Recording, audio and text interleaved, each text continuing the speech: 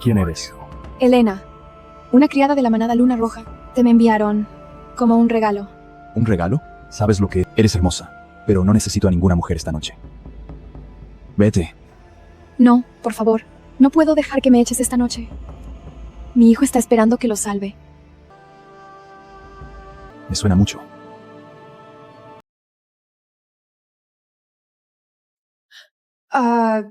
No eres nada viejo. ¿Eres el alfa Hugo de Fuego Negro? ¿Ese? ¿Alfa cruel? Interesante, como si acabaras de saber quién soy.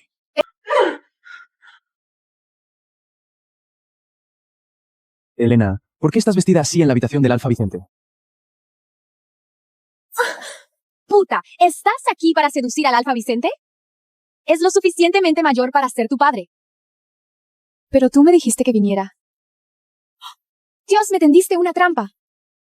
¿Cómo te atreves a echarme la culpa? Mujer fácil. Basta.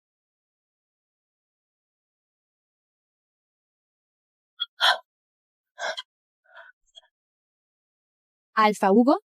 ¿Por qué estás aquí? Esta es la habitación del alfa Vicente. Él intercambió lugar conmigo. ¿Qué hacen en hoja plateada? Obviamente, estoy aquí por invitación del Alfa Vicente, pero nunca asistes a eventos. Depende. Y parece que me he topado con un drama aquí. Tendrás que darme una explicación. Lo haré. Cuando lo descubra bien. Mateo, escúchame. Cállate. Y deja de avergonzarme. Ven con nosotros.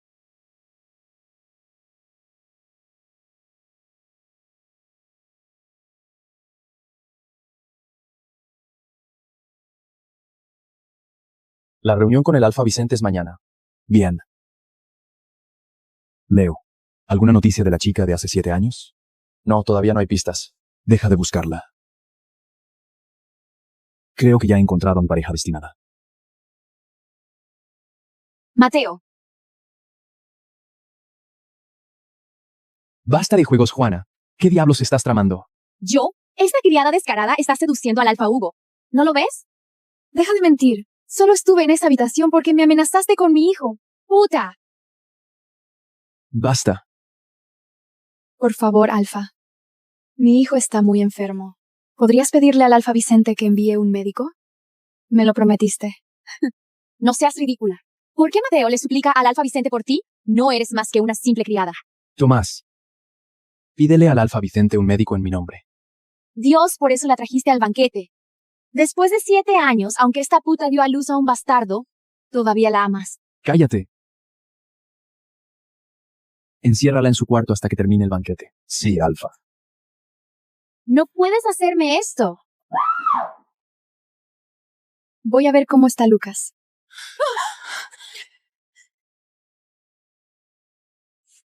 ¿Te acostaste con mi hermano?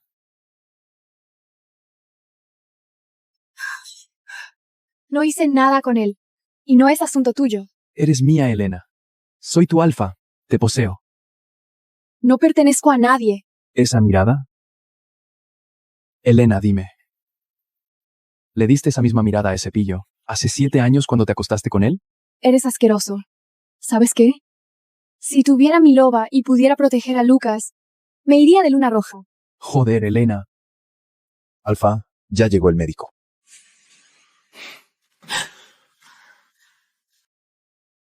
Oí que tuviste peleas con tu hermano Mateo después de intercambiar habitaciones conmigo. Siempre ha sido un poco tonto. Peor que eso. Es un mujeriego, igual que su padre. Envió a su beta pidiendo un médico para el hijo de una criada. ¿Ella tiene un hijo? ¿Qué pasa? Nada. Hablemos de los asuntos importantes. Bueno, mi oferta sigue en pie. Encuentra a mi hija y apoyaré tu candidatura como presidente de la alianza. Trato hecho. Si mi hija estuviera viva, me habría dado un lindo nieto.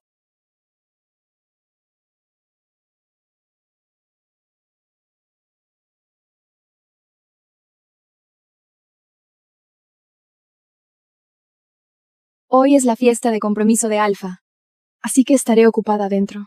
Quédate en esta zona del jardín, ¿ok? Está bien, mamá. Esa maldita Elena ya está muerta. Cariño, Mejor vete. Mamá, no tengas miedo. Voy a buscar a papá.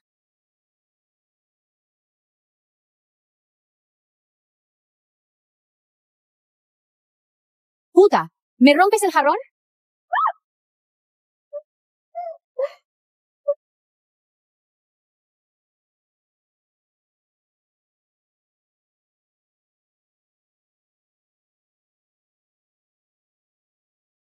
Alfa, pensé que no ibas al compromiso del Alfa Mateo.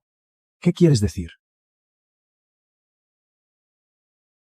Es solo que lo has odiado desde que tu madre tuvo un romance con su padre cuando eran niños. No digas más, Leo. Lo siento, Alfa. No vengo por mi hermano. ¿Recuerdas que te dije que encontré a mi pareja? Es una criada de luna roja. ¿Qué?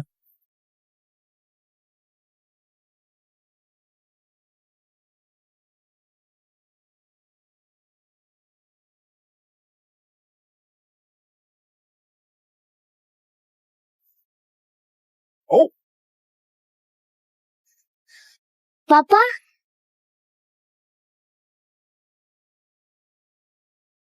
Alfa, este niño se parece mucho a ti. Niño, ¿sabes quién soy? Es imposible que sea tu padre. No me equivoco. Papá, tienes que venir a ayudar. Mamá está en problemas.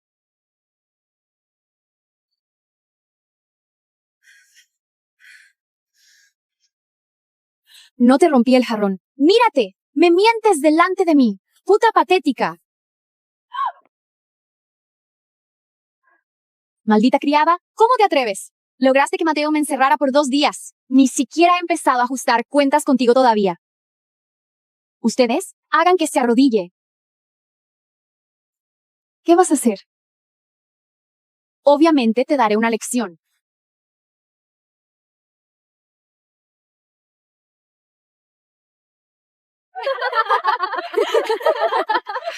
¿Por qué siempre me persigues? ¿Tienes miedo de que Mateo me quiera?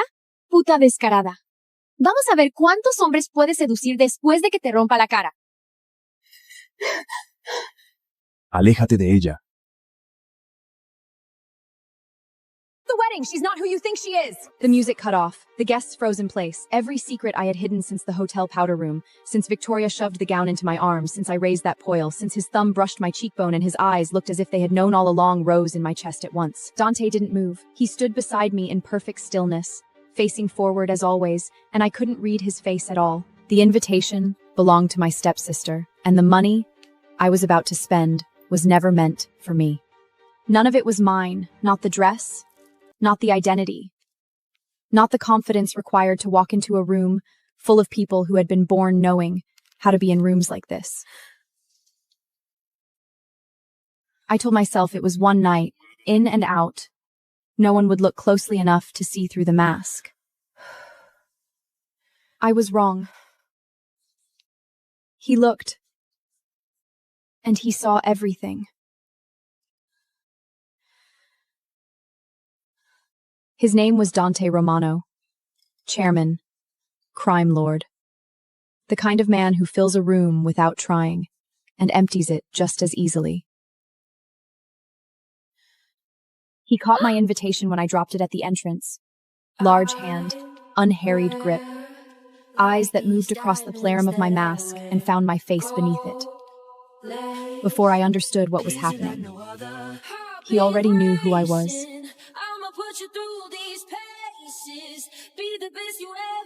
He had known before I arrived. What followed was not what I planned. It was a contract I signed under duress, a name I had to learn to answer to, a war I hadn't asked to be part of. And somewhere inside all of it, somewhere between the gunfire and the gasoline, and a man who poured both over himself to keep me alive, it became something I hadn't planned for either. This is how a woman with nothing becomes someone's everything. This is how a man who controlled everything learned to put the gun down first. I thought signing it would end the war, but it only changed the battlefield. My name is Aria Sinclair. I clean for a living. just enough to keep a roof over my head. I was wiping down the sink in the hotel powder room when the door flew open. Victoria stormed in and lunged for my collar before I could even turn around. Take this off. You're going to the bachelor auction tonight, in my place. I tried to push her off. Buttons popped from my shirt and clattered across the tile. What? I'm not playing your twisted games. She yanked me inches from her face, her grip iron tight on the ruined fabric. You are. Do this and I'll cover your rent. Or you're out on the street. My phone lit up in my pocket. I didn't need to look. I already knew what the notification said. Final notice. The number that had been waking me at 3 a.m. for the past 2 weeks. She shoved a gown against my chest. Silk. Expensive. Not mine. You're bidding on Dante Romano. He owns the biggest restaurant empire in North America.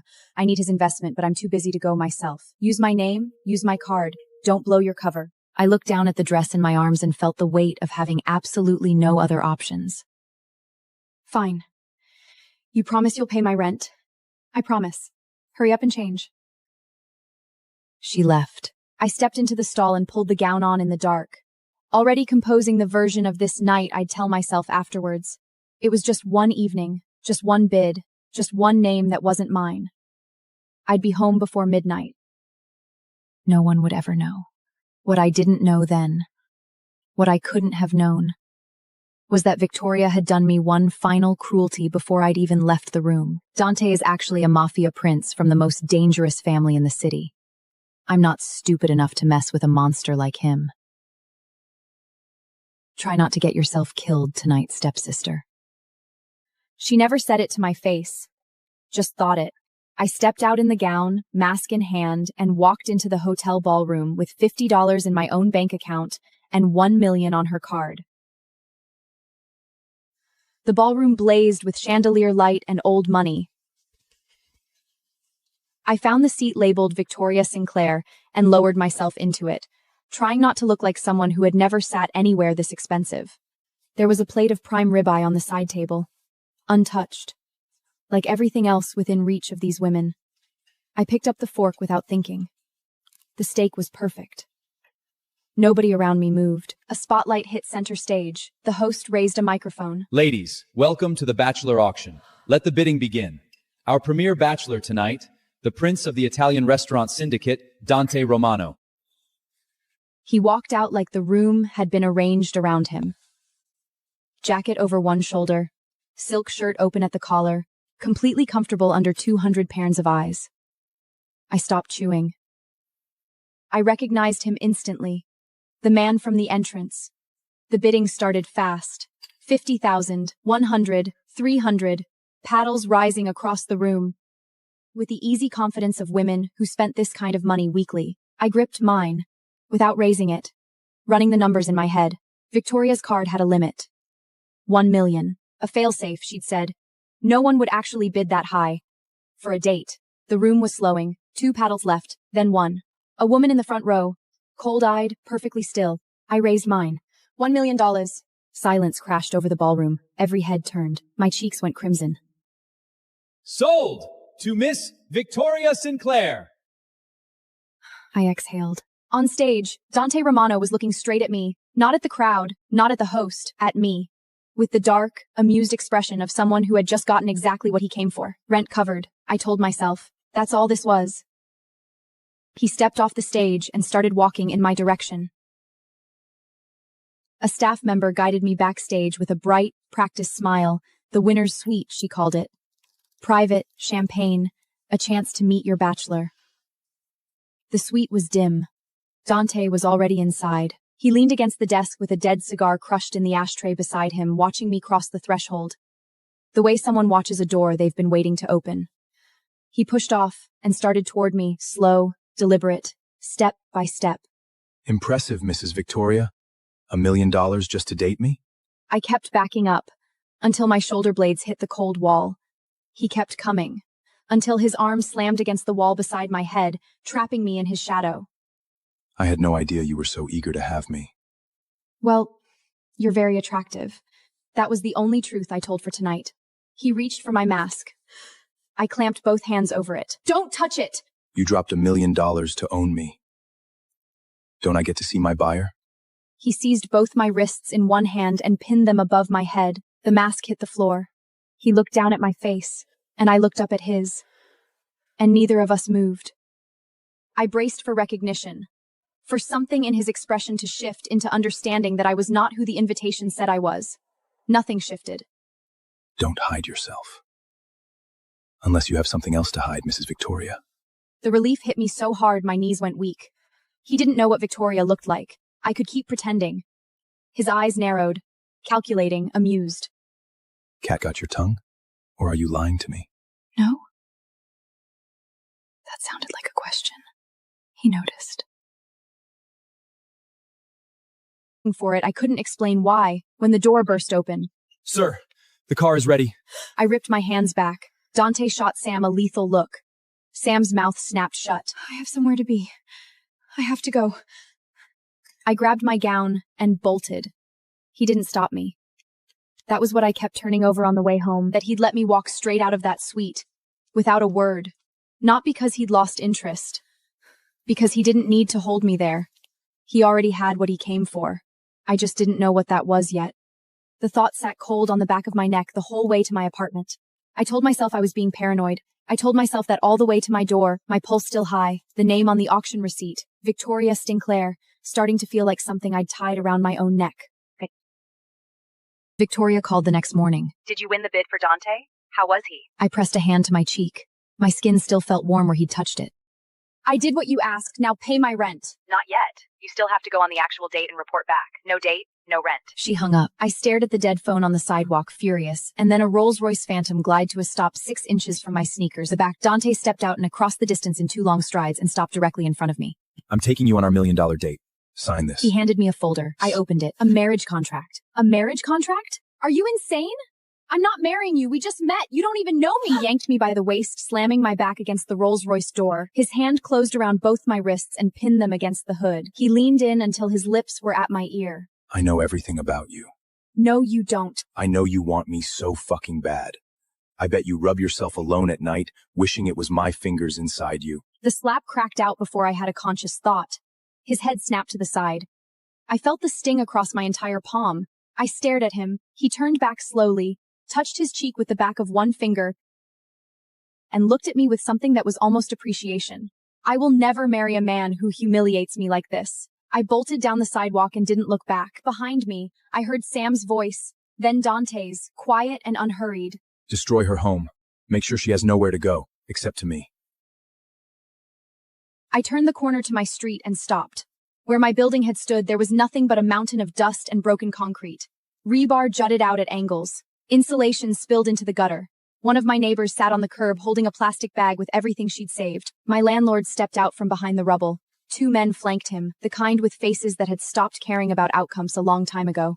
Late on rent, Arya. The building is gone! How can you Lease still stands. Pay up, or I'll sell you to cover the debt. One of the men grabbed my chin and looked me over. Pretty little thing.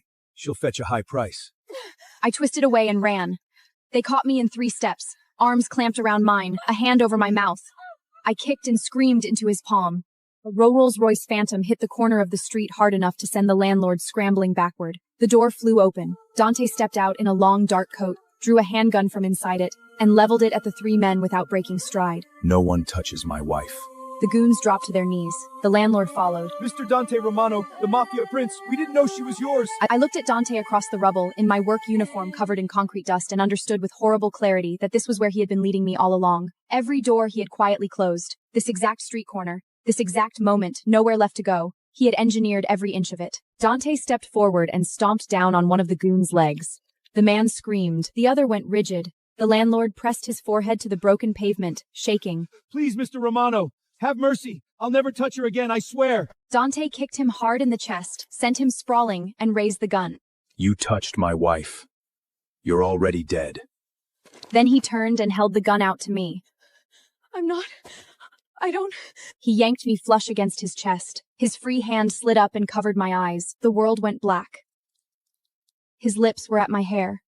Ever touched a gun? No. He pressed the metal into my hands and closed my fingers around it. Warm hand over my cold ones. His body solid behind mine. Hold it tight. Feel how hard it is. and squeeze. His finger pressed down over mine, the trigger pulled, the shot cracked through the street and tore through my whole body. He uncovered my eyes. The three men were still there, kneeling, clutching their heads, gasping, unharmed. The landlord let out a broken, relieved laugh. Blanks. I stood in the street with the gun in both hands, shaking so hard I could feel it in my jaw, and Dante leaned close to my ear. How did you feel when you pulled the trigger? I was scared. You can't be scared. You are a mafia wife. Watch and learn. He took the gun back, spun the calendar, and fired 3 times. The men dropped and didn't get up. I clamped both hands over my mouth. Dante holstered the weapon and turned to me like the bodies behind him were furniture. He tipped my chin up with 2 fingers and looked at my face. These are the consequences of messing with the mafia. He was watching my expression with the same dark amusement he'd worn at the auction. I understood then, in the worst possible way, that he found me entertaining. If he ever found out I had lied to him, if he ever found out I was not Victoria, that I was just Arya, just a cleaner, this was what he would do. Sam appeared at his shoulder and held out a marriage contract. The corner was splashed with something dark. Dante took it and offered it to me without blinking. Since you're homeless now, sign the contract and marry me. My protection is your only option. What if I don't want to? Dozens of armed men closed in from every direction, materialized from the edges of the street, from alleyways, from behind the rubble, every weapon leveled at the space around me. I don't think you have a choice. I looked at the contract in my trembling hands, the ink blurred. I looked up at his face, the absolute absence of doubt in it, and picked up the pen. My name appeared on the line in small, shaking letters. He watched it happen. Something in his expression shifted. Not softened, but settled. The patience of a man whose plan had finally reached its last step. All around us, the armed men lowered their weapons in unison. The bridal dressing room was all mirrors and ivory light. 2 maids stood behind me, pulling the corset laces tight. The gown was stunning, the kind of dress that existed to be photographed and not to actually be worn by anyone. Not so tight, I can barely breathe. They looked at each other and tug again. Then, the door opened. The maids left without a word. In the mirror, Dante appeared behind me. Too tight?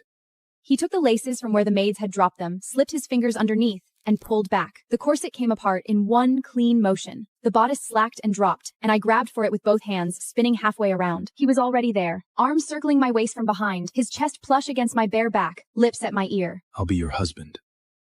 Call me Dante. He began relining it, slowly, each downward loop deliberate, his knuckles tracing my spine as he worked. My skin responded before I could stop it. He felt it. So responsive. Your body already knows who it belongs to. He reached the base of my spine and yanked the final lace tight. The force jerked me back against him. I gasped his name before I could think not to. His hand found my jaw and tilted my face toward our reflection. I can feel how much you want this. Dante, the wedding is about to start. He smirked, tied a perfect bow, and stepped back. Fine, little lamb. I can wait. See you at the altar. I stood alone in front of the mirror for a long moment, pressing one hand to my chest, trying to understand why I'd reacted to his touch the way I had. I didn't find an answer before the music started. Dante led me down the aisle. The church was full. Hundreds of faces I didn't know watched us walk toward the priest, who stood with the patient expression of a man who had performed this ceremony in front of dangerous people before and knew better than to show nerves. Dante stopped beside me at the altar. He turned. I turned. Our eyes met, and neither of us looked away. Do you, Victoria, take this man to be your lawfully wedded husband? Dante watched me, the trace of a smile at the corner of his mouth. Knowing, private, pointed directly at me and no one else. I opened my mouth. I was never Victoria, and I was about to vow and marry a dangerous mafia prince. I didn't have any other choices. I do. The doors blew open. Blair stormed in from the back of the church, flanked by 2 massive bodyguards pointing straight at me. Stop the wedding! She's not who you think she is! The music cut off. The guests froze in place. Every secret I had hidden since the hotel powder room, since Victoria shoved the gown into my arms, since I raised that poil, since his thumb brushed my cheekbone and his eyes looked as if they had known all along, rose in my chest at once. Dante didn't move. He stood beside me in perfect stillness, facing forward as always, and I couldn't read his face at all. I was terrified at 30,000 feet. With oxygen masks dangling, I made a silent vow. If I survive and he's there to pick me up, I'm turning down the rocation offer and staying. 4 a.m., just as I landed, an Instagram notification lit up my phone. My husband had posted a photo of Mallory from behind pulling her suitcase. The caption read, "Chauffeur duty, number 37. Precious cargo, delivered safe and sound." But when we landed, there were no missed calls, no messages. He went to get Mallory. He remembered all of her flights but never mine. In our 4 years of marriage, I had taken 109 flights, and I had taken a cab home 109 times.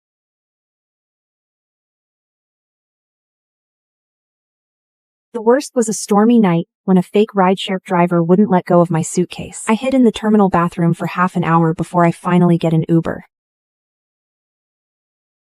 Kind of a late night to be traveling all by yourself, young lady. Hubby or family couldn't come pick you up? It's fine. It's too late to bother anyone.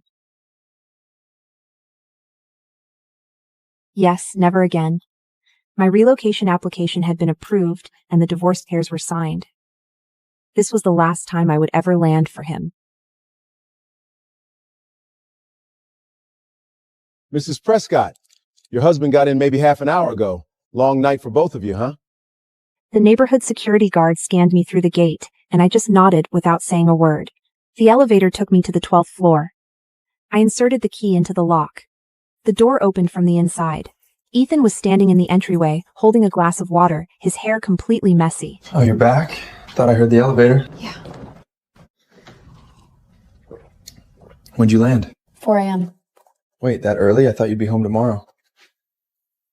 I sent you the message, the flight number, the landing time, everything. Things have just been so crazy busy lately. I must have missed it. Busy with what? Mallory's project ran into some issues, and she was a total wreck. I stayed with her for a while just to talk her down. He took my suitcase, leaned it against the wall, and turned toward the living room. Why didn't you just tell me to come get you? Seriously, I would have come. Weren't you already out picking up Mallory? Well, that's different. Mally's a young girl, and it's not safe for her to be handling the airport alone in the middle of the night. Plus, she's right on my way back. If you had just given me a heads up, I easily could have picked you up too. How was the flight anyway? Pretty smooth? It was fine.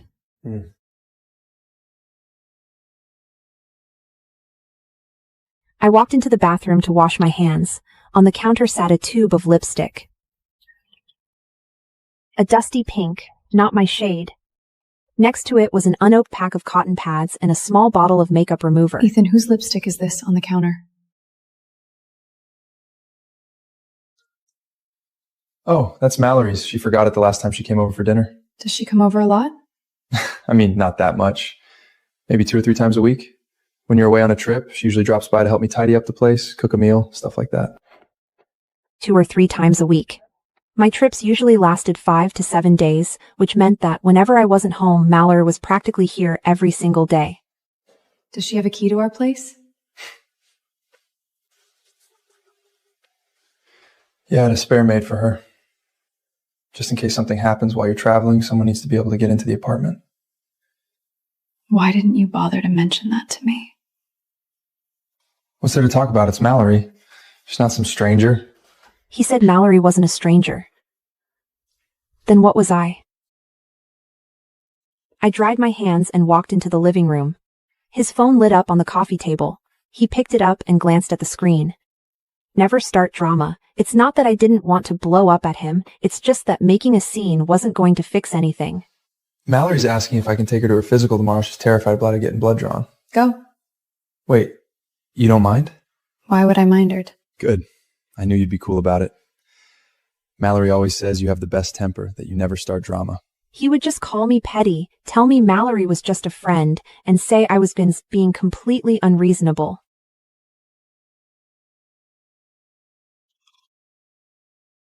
Ethan, what is Mallory's name saved as in your phone? Mal, why? What about mine? He frowned slightly, clearly confused by the sudden interrogation. He flipped his phone over and looked at the screen. Elise Prescott. Something wrong? Mallory got a cute, intimate nickname. I got my full, legal name. No. Then let's get some sleep. You've got heavy bags under your eyes. Oh, by the way, don't touch that paper bag on the kitchen counter. It's a neck pillow I got for Mallory. She has a long-haul flight next week. Last winter, I had explicitly told him that my neck ached terribly during my endless long-haul flights and that I wanted a high-quality neck pillow. He had scoffed at the idea, telling me that planes provided free pillows and that spending money on one was a complete waste of cash. The bedroom door closed, cutting off the light. I sat alone in the crushing dark of the living room, tears finally blurring my vision. I reached into the hidden compartment of my tuskcase, pulling out the crisp sheets of the divorce agreement. Just then, a call popped up from the person in charge of the assignment on my phone. Elise, your visa and flight are all set. You leave next Monday. Is everything squared away at home? All set.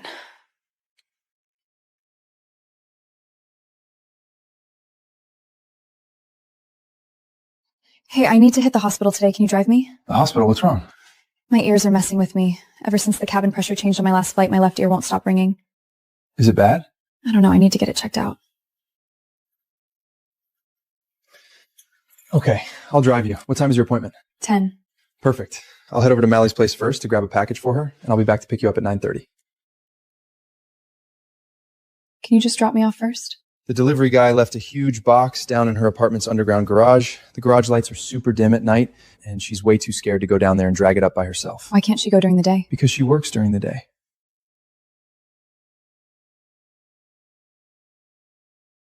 And honestly, it's a massive, heavy box. She can't drag that thing up the elevator by herself. Look, it'll only take half an hour. I'll be right back. 9:30 came and went, 10 o'clock came and went. By 10:15, the hospital app buzzed, alerting me that my appointment had been canceled due to a no-show. I called him. It rang 6 times before he finally picked up. Where are you? It's past 10. Hey, sorry. Mally wanted to go shopping after we grabbed the package. She needs a new suitcase and wanted me to help her pick one out. The background noise was loud, sounding like a crowded shopping mall. I missed my appointment, Ethan. Can't you just reschedule for this afternoon? It's not like it's a medical emergency. You promised to drive me. I know, but I can't really walk out on Malin right now. She's incredibly undecided. If I leave, she's never going to be able to pick anything out. Just go ahead without me. I'll head straight home as soon as I'm done here. Don't bother. He was helping Malini pick out a suitcase, while I sat at home waiting for him for an hour and a half, the ringing in my left ear growing deafening. I hung up, called an Uber, and went to the hospital alone. I had to check in again and wait for 40 minutes. After the examination, the doctor's expression turned grim. The eardrum is severely convestuated. When did this start? A week ago, during a flight. Was there severe turbulence? We hit a violent pocket of clear air turbulence. You should have come to the ER right away. You've experienced some mild hearing loss in your left ear. You need to start you on medication and keep a close eye on it. But I'm telling you right now, flying is completely out of the question for the next 3 months. What if I don't have a choice? It will get worsened. In a worst-case scenario, you're looking at permanent hearing loss. Holding my discharge papers, I walked out of the exam room and sat on a bench in the hallway for a long time. Elise, honey, are you back? How was your flight? I'm back, Mom. Everything was fine. Ethan picked you up, right? Yeah, he did. Good. As long as you two are happy, that's all that matters to me. Mom, the relocation was approved. I leave next week. For how long? A 1-year contract. And Ethan is really okay with you going that far away all by yourself? Mom, I'm fine. Don't worry about me. Elise, be honest with me. Is something going on between you and Ethan? When your dad was hospitalized last time. You took a whole week off to take care of him, and Ethan didn't even call once. The time Dad was hospitalized, I had stayed by his hospital bed for 7 days. Ethan hadn't called once, nor had he sent a single text.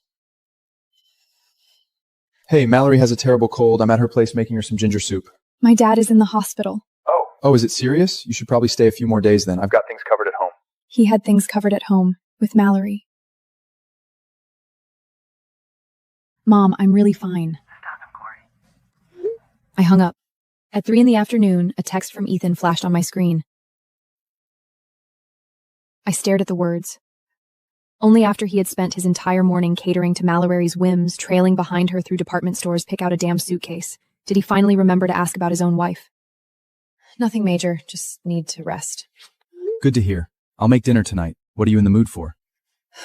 Whatever.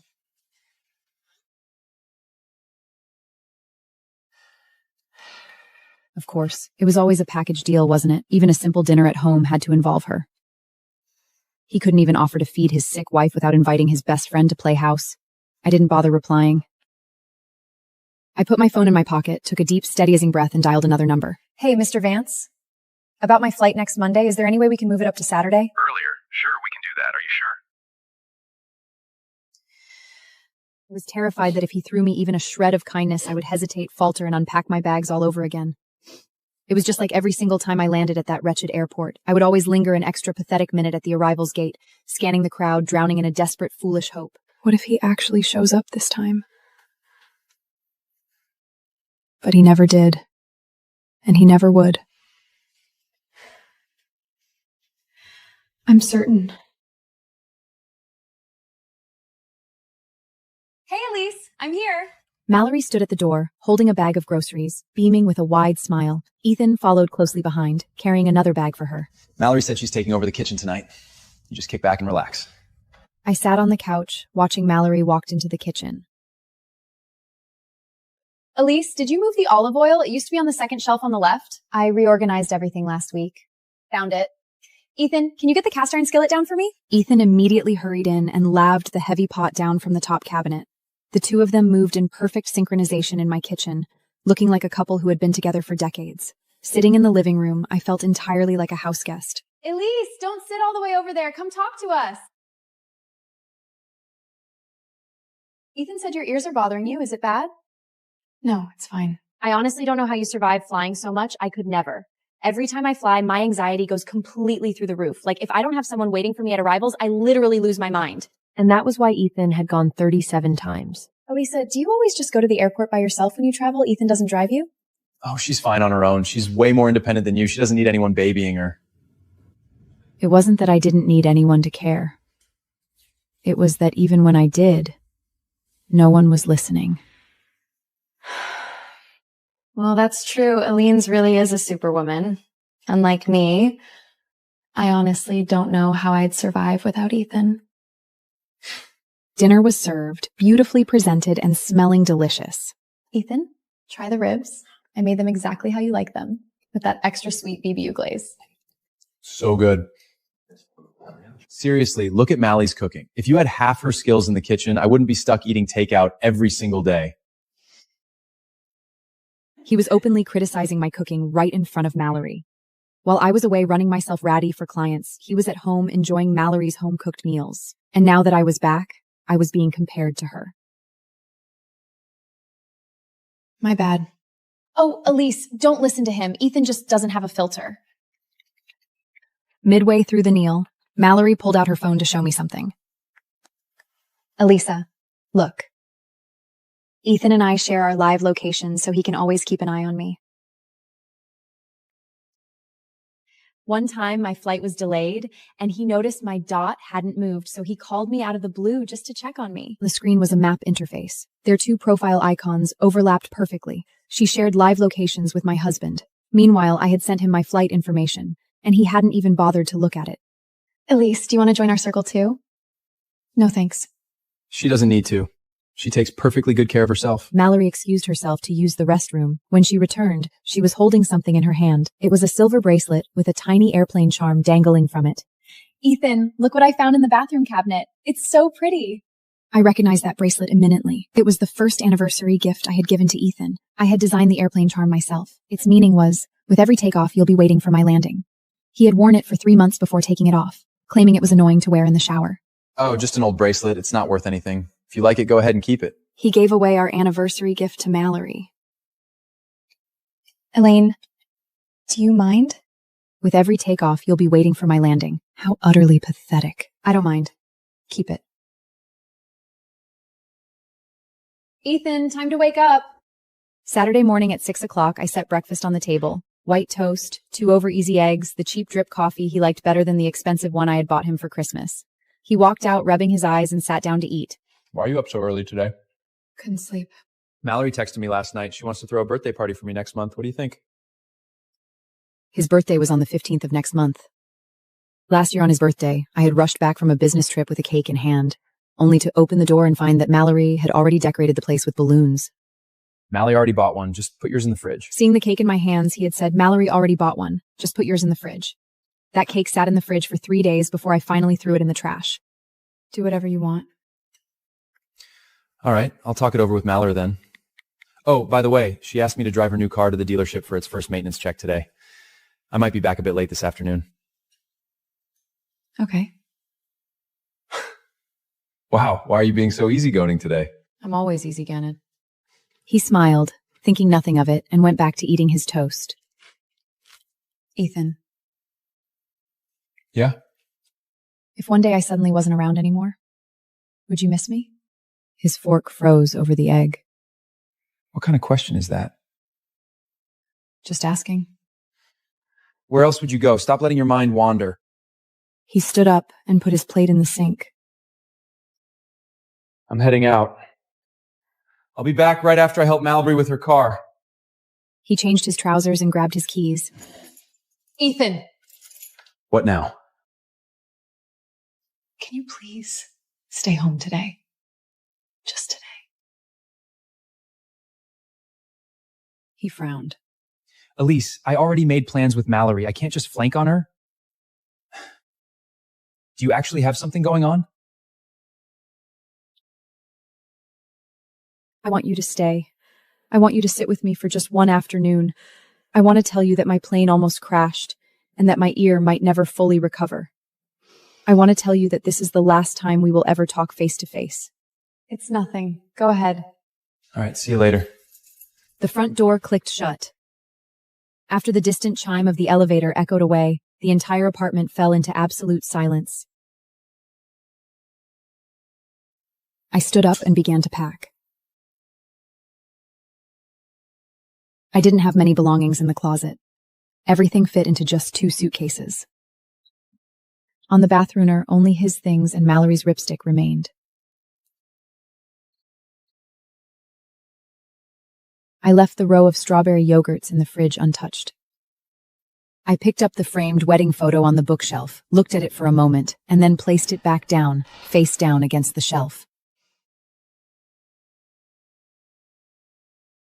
Finally, I walked into the living room. I spread out the divorce agreement on the coffee table. 3 pages of standard white paper, with my signature already inked on the bottom left of the final page. The right side was completely blanky, waiting for his. Next to it, I left a post-it note. The relocation paperwork is finished, and I'm leaving. Please review the agreement. If you agree, sign it and mail it back to the company's legal department. Pulling my 2 suitcases, I walked to the entryway. I took one last look at the place I called home. The dent on the couch where he always sat, his sneakers lined up by the shoe rack, and the neck pal embroidered with an M resting on the kitchen counter. 4 years. This home was covered in traces of him and traces of Mallory, but there was barely anything left of me. I pulled the door shut gently, leaving it unlocked. Downstairs, the Uber was already waiting. As the car drove out of the neighborhood, I didn't look back. I switched my phone to airplane mode. 3 hours later, the plane landed. A new city, a new airport, and no one waiting for me at the arrivals gate. But this time, I didn't care anymore. When I turned my phone back on, a frenzy of notifications flooded in. It's all from Ethan. No way. That crest matches my necklace. Could she be the woman I'm looking for? Who are you, boy? Did you kill these beastmen and save my daughter? Master told me to keep my head down. Can't go flashing my identity just yet. Oh, no, sir. I'm just a blacksmith. They were already dead when I got here. Father, please, look at him. He's just a peasant blacksmith. There's no way in hell he could kill 3 beastmen. I think it was the Swordmaster. The Swordmaster? Here? Think about it. I just came down from the Swordmaster Mountain, and his sanctuary was completely empty. Look at those clean strikes. Whoever struck them moved faster than the eye could follow. No one but the Swordmaster could have done it. Damn it! I blacked out when it mattered most.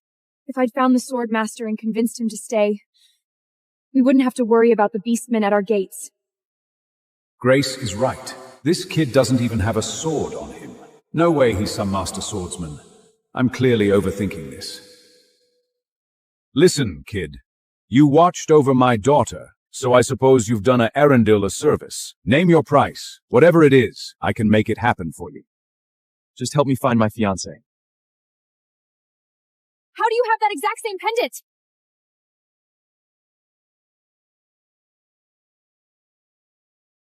You're Robert's son. You're Cain? In the flesh. Before my father died, he gave me this pendant. He told me that once I came of age, I was to honor the arrangement and marry your daughter. So, I guess that makes you my father-in-law? Watch your mouth, boy! I never said I'd let you marry my daughter. Father, what's going on? I am the crown princess of Arundel. How could I possibly be betrothed to some ragged blacksmith? Look, Grace. Years ago, Robert and I were close. We had too much to drink and said a few foolish things. I never imagined he'd take it seriously. You hear that, boy? It was a joke. There was never a real betrothal. I am the crown princess of Arundel, the first in line for the throne. And you? You're a low-born blacksmith. You want to marry me? Try it in the next life! Now take your piece of shit junk and get the hell out of my sight! Look, kid. Here's 100 gold coins. Enough to keep a man comfortable. Take it. Consider it a generous settlement. I didn't come here for your money. What? Not enough for you? You could hammer iron for 3 lifetimes and never see a fraction of this wealth. Don't push your luck, peasant.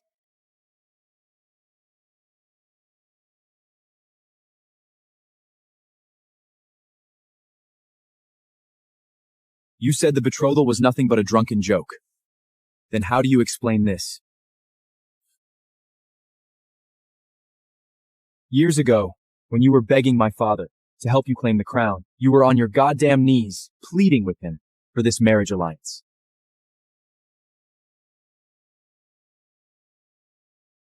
Holy shit. It's real. The princess is actually engaged to a blacksmith? Unbelievable. Man, Prince James is gonna lose his mind. He's been chasing Princess Grace for years, and King Roderick was finally about to give his blessing. Exactly. Prince James brought 5,000 soldiers to defend Arundel and even took a general's commission just to stay at her side. And now some blacksmith shows up claiming to be her fiancé? That's ridiculous. Hey, keep your voice down. Arundel was built on sworn oaths. If the king breaks his own word, what is any oath worth? I don't give a damn about some old piece of paper. Look around you, blacksmith. The beastmen are literally knocking on our gates. The man I marry will either be a legendary warrior like the Swordmaster, or a true hero like James, who commands legions to save my people. And what do you bring, huh? Coal and soot? Marrying you would not be an honor. It would bring ruin to Arundel. So that is your final answer? You are breaking your own oaths? Of course not. We are not oath breakers. Tell you what, Cain, come back to the palace with us. Serve as a knight in training and spend some time with Grace. Give you two some time to build some chemistry. Father, you can't be serious. Silence, Grace. Let me handle this. A filthy blacksmith thinks he can become a knight and marry the princess? Go find a mirror, boy. You aren't fit to shine her boots. King Roderick, the Royal Knights are the absolute elite warriors Arundel has. Every single man earns his place through brutal trials. If some ragged blacksmith can just skip the line because his daddy pulled a few favors back then the Royal Knights might as well become a goddamn laughingstock. James is right, Father. Your personal oath matters, but Arundel's survival matters more. Then it's settled, Cain. If you truly intend to marry my daughter, prove you're worthy. The Royal Knight trials are being held today. Win the tournament, and I'll see you and Grace marry. What do you say? Listen to me, boy. The trials aren't your cozy little forge. Men fall in that arena. Take the gold and crawl back where you came from before you get yourself killed. Royal Knight trials? Sounds like a party. I've got nothing better to do today anyway. Let's go see how deadly this little arena of yours really is.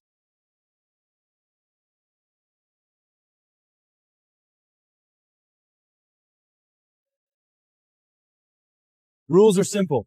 Every candidate enters the pit one by one to face the beast. Whoever kills it fastest wins the trial.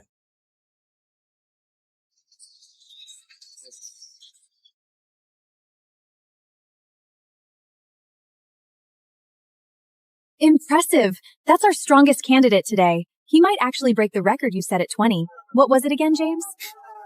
1 minute. A whole minute? That's the record you're proud of? You don't know shit about real combat, peasant! Big guy's way too slow. He's gonna stretch this out for 5 minutes, and he's losing an arm before it's over. You have no idea what you're talking about. Stop embarrassing yourself. The peasant got a lucky guess. That's all. Yeah, right. He's just a blacksmith. What would he know about fighting beasts? Next up, Cain, the blacksmith. Did he say blacksmith? Since when are blacksmiths allowed in the trials? Look at those screeny arms. They are barely enough for an appetizer. The beast will tear him apart. Holy shit! He didn't even bring a sword. The poor bastard's already scared out of his mind. Relax, everyone. It's just a stray pet. No need to wave a blade around. Bragging won't save you, you arrogant idiot. You think that's a damn puppy in there? Take a good look.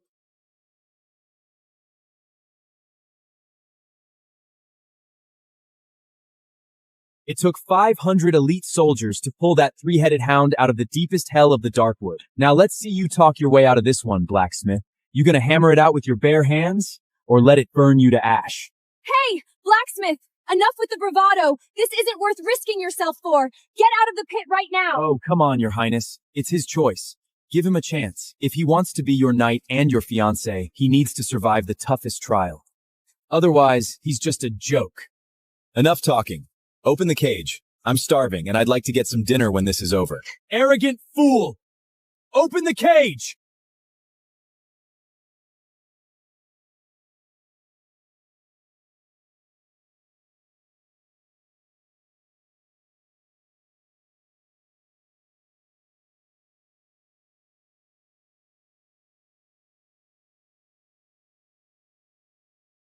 Coward!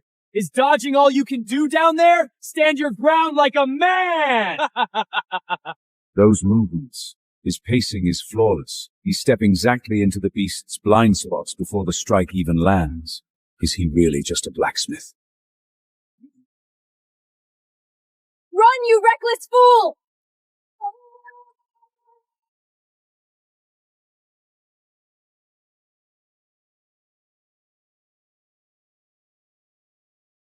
Holy shit! How is that even possible?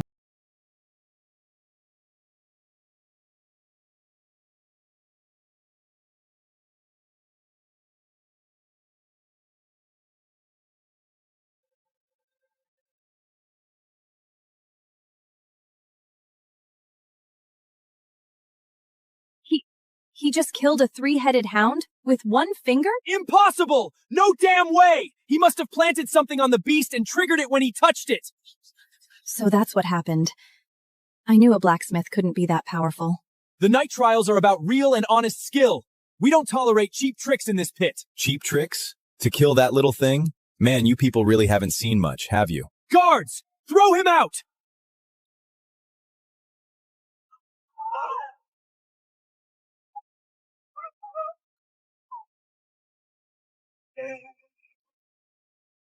Damn it!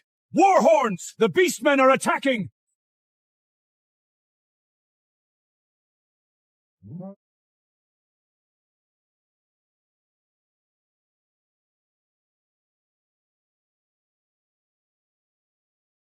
You spineless old coward! Get down here and face me like a man! Hiding behind your pretty walls won't save you today! Well, hello there, Grace. My favorite little human pet. Look at you, getting prettier by the day. Tell me, sweetheart, are you ready to become my bride? You disgusting animal! That's what I like about you. All that fire should make you fun in bed. Once I paint Arundel in blood, I'm gonna chain you to your father's throne. I'll make him watch while I turn you into my plaything. You dare insult Princess Grace? You're a dead man! You can't beat him, pretty boy. Don't jump down there just to die. Shut your goddamn mouth, you coward! You're just piss-pants terrified because you know Fennis ranked number 15 in the swordsman rankings. Wait. What rankings?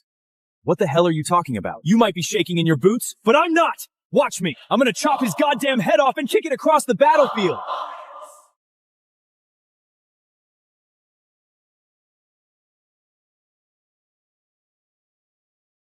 Not bad for a royal boy. I guess I'll have to kill you first, before I take my sweet time with the princess. Over my dead body! Hey, quick question. What's this swordsman rankings thing James was going on about? The swordsman rankings. The swordmaster created them to record the 50 greatest swordsmen in the realm. James might be young. He's already ranked 20th, the youngest man on the list. Huh. All right, then who's number one? This swordmaster guy? Are you living under a rock? The swordmaster created the list, but he is completely beyond it. He's practically a god. Even if the top 20 swordsmen all ganged up on him at once, they wouldn't stand a damn chance. Jesus, master. You really had nothing better to do than rank everyone? Oh, man. Yes! James hasn't lost his edge. He's actually going to put that wolf down! Pretty swordplay for sure. Too bad it's full of openings. Within 3 moves, James loses. Shut up! You're a blacksmith. What would you know? James is clearly winning.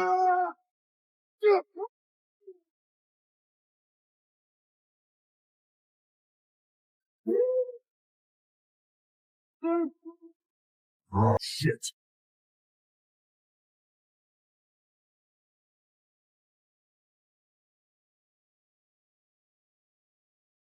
Who was that? Who sniped my blade? Show yourself! Did he just deflect Fenris's blade with a pebble? Fenris is ranked number 15. That brute's born with monstrous strength. How is that possible? Oh, I get it. He's a blacksmith. He spends his life forging weapons, so he must know the weaknesses of different swords. He got lucky. Can't win a real fight, so you throw cheap shots? Typical humans. But guess what? It didn't change a damn thing. Your champion ran back behind his walls like a whipped dog. Hey, old man, send someone who can actually fight. If anyone here beats me today, I'll pull back my troops. Otherwise, when these walls crumble, we slaughter every single man, woman, and child inside. No survivors! Then, I suppose I'll have to handle this bastard myself. Father, no! You can't! Easy, my girl. I may have some grey in my beard, but I was a battlefield swordsman long before I wore a crown. And I still hold the 16th spot on the swordsman rankings. Father is ranked 16, and Fenris is 15. They're only one spot apart. He can win this. He has a chance. Not even close.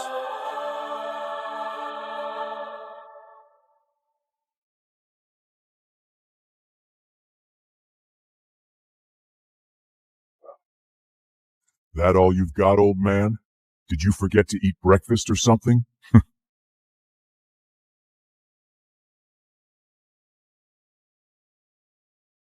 The wolf is wide open down low, but the king keeps getting distracted by his upper body attacks. That's why he's losing. You know nothing. The blade's coming at his face. What's he supposed to do? Let it take his head?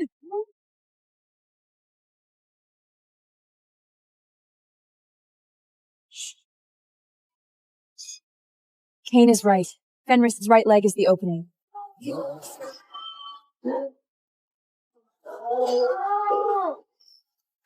Father! Go for his right leg!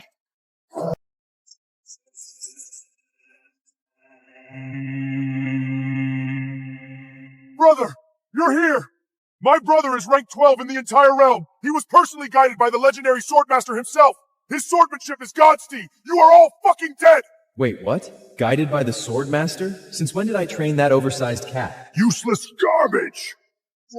Losing to a human whose rank is lower than yours, you've disgraced the entire Beastkin bloodline.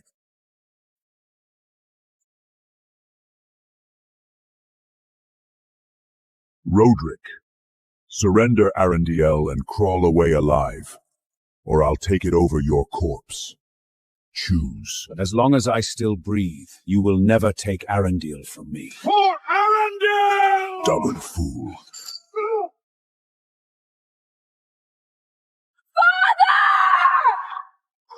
If you're so eager to die, I'll grant your wish. Away from him!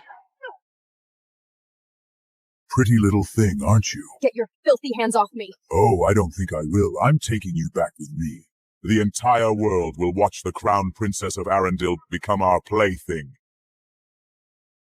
In your fucking dreams! I've got a spine just like your father. Good. Let's see how long it takes to break it. Grace! It's all over. Arundel falls today. I don't want to be with you. This damn snowstorm is bad enough. Being trapped with you would be worse than death. Hudson, why? We were best friends for years. Zoe, how can you forget what he did to you? He dumped you and left you to die the moment the storm hit. He left you to die.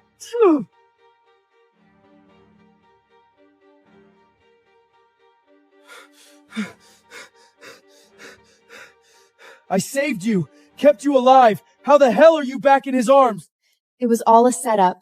Hudson and I have been together for a long time. And you are just our puppet, out there hunting down supplies for us. I have to say, you did a very good job. Bro, you're still that idiot I know, risking your life in that frozen hell, scavenging for someone else. Still the same pathetic loser you've always been.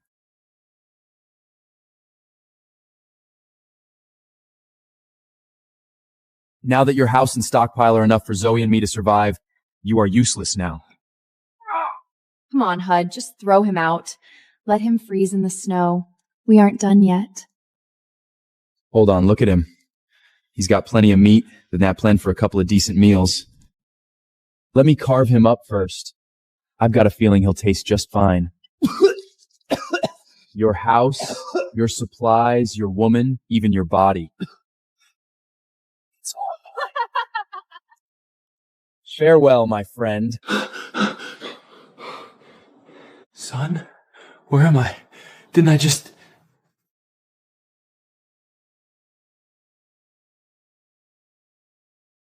It's a week before the frozen era comes.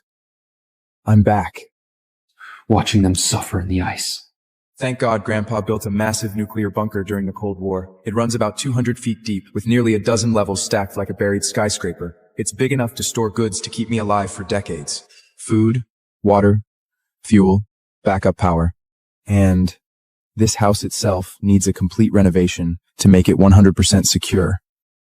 That would cost millions. Where would I get that kind of money? Bank? Loan sharks? Samuel Scott? He's still a bank executive? Right. News about him secretly loan sharking won't come out until after the snowstorm hits. I can get the money from him! Here is $5 million. You pay back the principal within 1 month. And another $5 million in interest is due 1 month after that. And trust me, you don't want to be late. The snowstorm will hit in 6 days. I'm going to put every dollar of your stolen money to good use. Before the frozen era hit, global tension sent gold and crypto prices soaring. If I get in, my assets could at least double.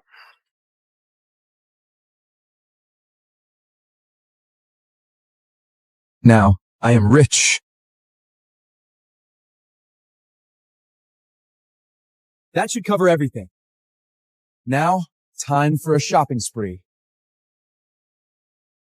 I want this, this, this, and these. I'll take 100 of each. Please have them delivered to this address. Sir, we don't have that many in stock. I need them within 3 days, and willing to pay an extra 10% if necessary. Can you make it happen? Of course. We'll gather inventory from all over the city and have it delivered to you by tomorrow.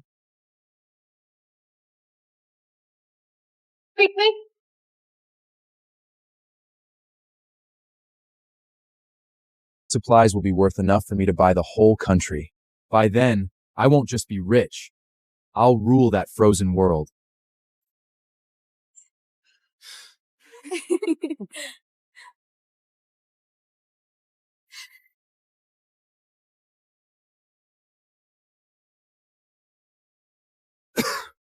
Damn, Neo. Since when are you rich? It's Zoe's birthday today. You're not going to get her something? Remember how crazy you were about Zoe back in school? She's still single. Get her something nice. Maybe you still have a shot. Neo. Wow. It's really been a while. I haven't seen you since college. I missed you. Why don't we talk somewhere else? There's this cute little bar inside the store. We can grab a drink, catch up, and maybe do a little browsing while we're at it. All I have to do is smile, act nice, and let him think he still has a chance with me. A few sweet words, and boom, new bag. So worth it. Bro, you're still that idiot I know, still the same pathetic loser you've always been. It was all a setup. Hudson and I have been together for a long time.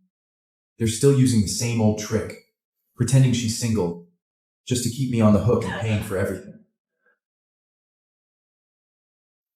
But it's not the time for revenge. When the frozen era comes, the whole world will fall apart. That's when their time comes. Sure.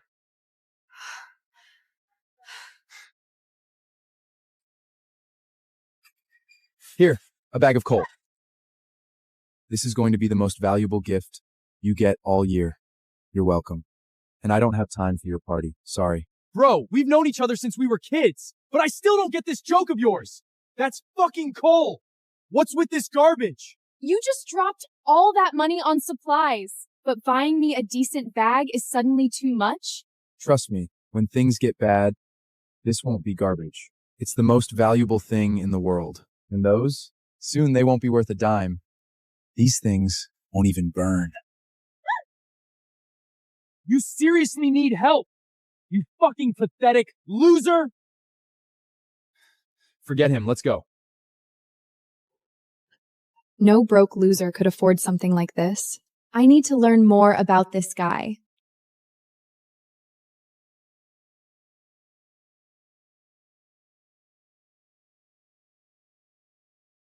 Please wait, sir. You bought out almost the entire store. I've never heard of anything like that. Is there some kind of inside news going around? Like war, supply chain stuff, something big? If I'd known earlier, my family could have prepared ahead of time. A huge snowstorm is coming, and it's not going to stop. You better start stocking up on winter supplies now. Okay, so you're one of those end-of-the-world people. Well, good luck with all this. Exactly. Even if I told them, who'd believe me? Neo? It's summer. Why are you here shopping for winter? Are you in some trouble? Maybe I could help with anything? I want to help you. In my last life, I fed her, protected her, did everything for her. She never appreciated any of it. Now that I want nothing to do with her, she suddenly can't stop chasing me. Funny how that works. You want to know me better? Then help me with something. Neo, wait! You said you wanted to help. I do. Of course I do. But Good. Hang on tight. We have 10 more stores to go.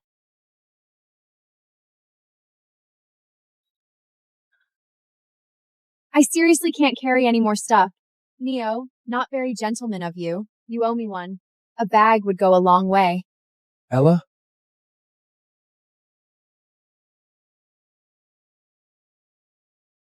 Neo, wake up. Hey, stay with me.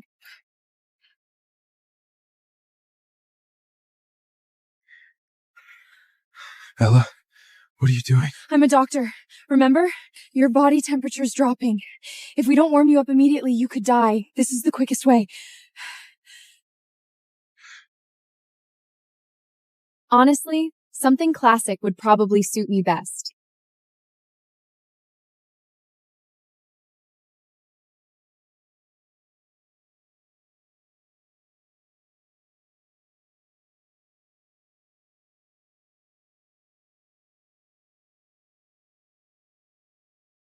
Ella. Long time no see. Hey, Neo, long time no see. You're freezing. It's new. Take it. Thank you. I had no idea it would suddenly get this cold. Seriously? I helped you carry all this, and you seriously left me behind for some other woman? Listen to me. The day after tomorrow, a snowstorm is coming. I'm serious. Stay inside your house. Don't go anywhere. Anyone who goes outside will freeze to death. Freeze to death? Wait, you really think the world's ending in 2 days? That's why you've been hoarding all this stuff? So I've been talking to a lunatic this whole time. Believe whatever you want. I trust you. I don't know what's going on, but Neo, you never lied to me. You must have your reasons. Unbelievable. Now there are 2 of you. This is ridiculous. Neo, how about a bet? If your stupid snowstorm doesn't come the day after tomorrow, you're taking me down this whole street again. And you're paying for every single thing I want. Fine, I take it. But by then, you won't have time for me anymore. Great, we'll see who's laughing then. Come, let me give you a ride.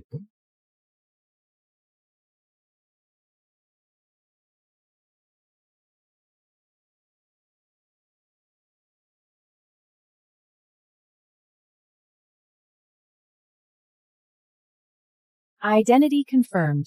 Welcome home, Sir Neo Murphy. Mr. Murphy, your next generation safe house upgrade is complete. All systems are online and awaiting your command.